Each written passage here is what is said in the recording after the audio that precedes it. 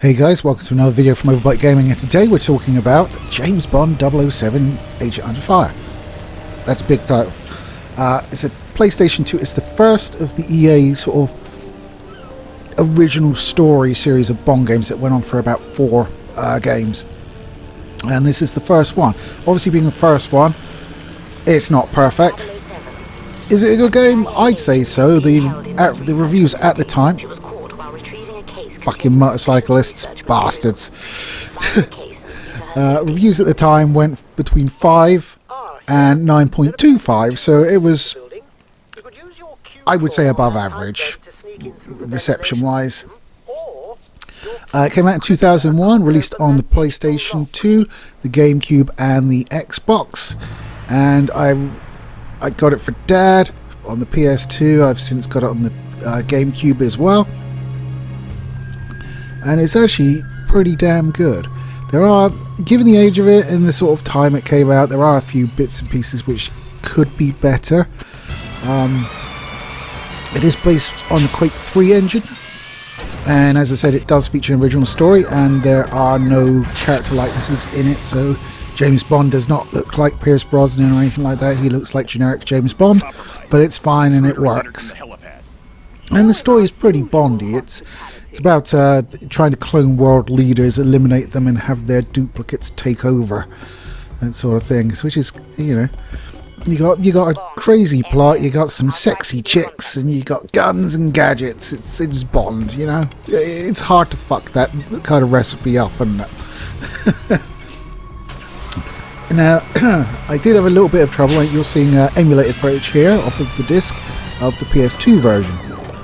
I did have a little bit of trouble in that I couldn't resolve some texture issues I was having with the driving sections. So I will show you primarily just the FPS stuff. If I need to switch because I've run out of footage of that, I will do so. But yeah, it's not great. It's like close terrain. No. It just becomes this black flickery mess. I spent about an hour and a half trying to fix it with different settings. I couldn't manage it, so apologies, but it is what it is. So, gameplay wise, it's a first person shooter. The auto aim is a bit aggressive, which is good because the initial control settings are very much of its time in that there was no official sort of standard for an FPS. In 2001, you had different ones doing it different ways.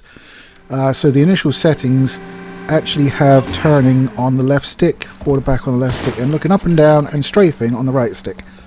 Which, as you can imagine, it's not good. I didn't like that. Fortunately, there are a number of different control configurations you could select. You can't rebind anything, but you can select the one you want. And I think the third one most closely approximates modern expectations in an FPS shooter.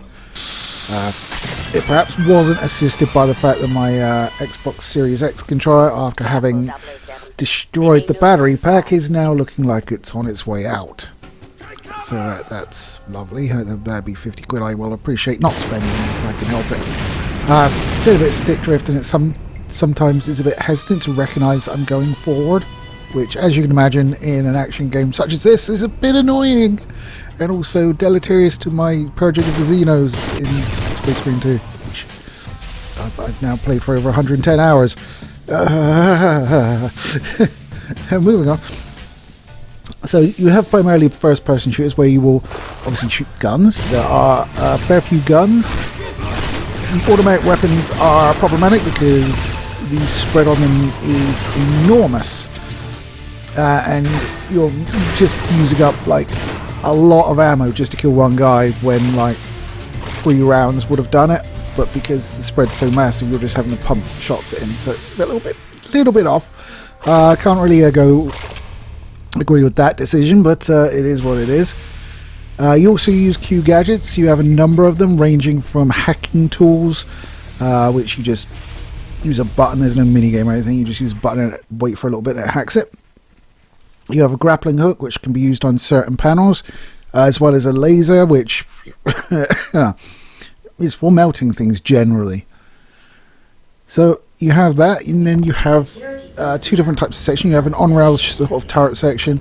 It can range from being on a tank or being hanging out of a car. You also have driving sections. Yeah, I'm bad at those, as you might have guessed. I am not good at the old driving. I don't drive in real life, and I'm terrible at it in video games. If I were to drive in real life, it would be the Holocaust. I'm just saying, that's the amount of death we would be talking about it. I should stay away from that. Not just because I'm terrible at driving, but also because I'm pissed most of the time. But I'd have a real problem with that. Yeah, so you get a souped-up BMW Z8. I don't really like the Z series. They look a bit like clown shoes, don't you think? I always kind of felt that. As rocket launchers and machine guns and sort of, smoke screens and stuff like that. So it's pretty tanky, and it does have titanium armor, so you can get shot a lot and pull off insane jumps with it. But now I just need to find it is a bit. It's kind of like the first mission where I came a cropper, even in replaying it. Because the first car mission you do, you have to hunt down like a van that's carrying a briefcase that you nicked, and it nicked back, and whatever. But you've got to like stop it without destroying it. It'd be fucking forever to work out how to do it. Because I would just shoot it, and it'd be like, oh, you blew it up, asshole. I was like, well, how am I supposed to fucking stop it? Meanwhile, of course, all the other bad guys are attacking you. From a difficulty standpoint, it's not too bad. The AI is a bit lacking. Enemies will generally not be that responsive to you. They'll either stand there like a lemon and let you shoot them, occasionally shooting back at you, and sometimes they'll hide behind things.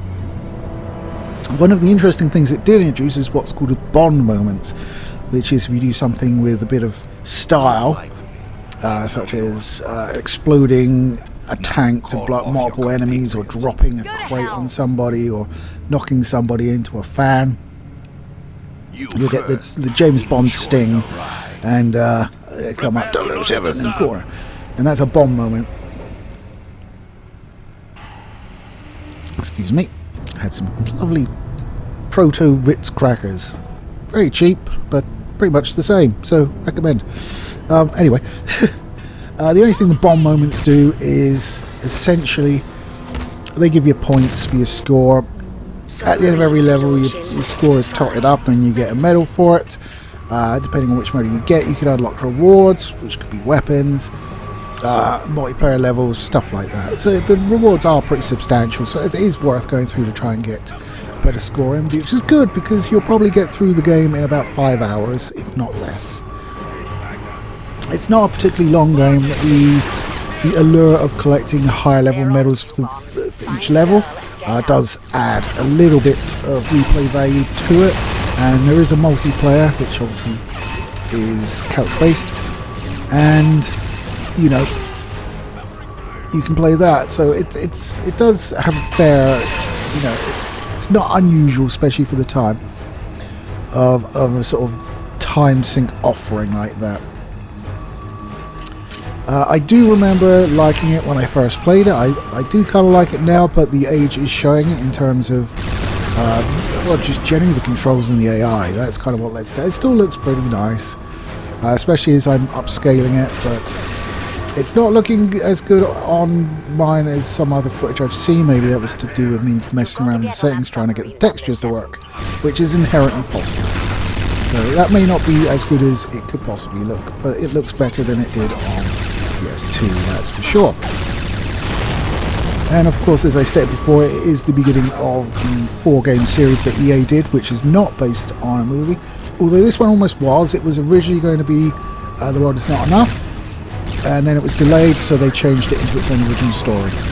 Which I'm kind of glad. I mean, we already had like The World Is Not Enough on PS1, I think. So, yeah, new game is better. So there's that. I mean, from what I remember, the next game in the series was my favourite, and that's Nightfire, so I might do a video on that. Whether or not that holds up today, don't know. glad to see I've you. played it Please cut in this donkeys. But I shall give it a go, and if I feel I've got more anything significantly different than I was to say about Age on Fire or Nightfire, then yeah, fine. I mean, because it's by the same developers. It's the next in the series. It could just be almost exactly the same, and then it's just like, yeah, it's a different story. I liked it, bye, kind of thing. So might not be worth doing, but we'll see. If I feel there's significant changes in it, then I might do one. Anyway, guys, that's all from me. Take it easy, and I'll catch you next time. Good work on your successful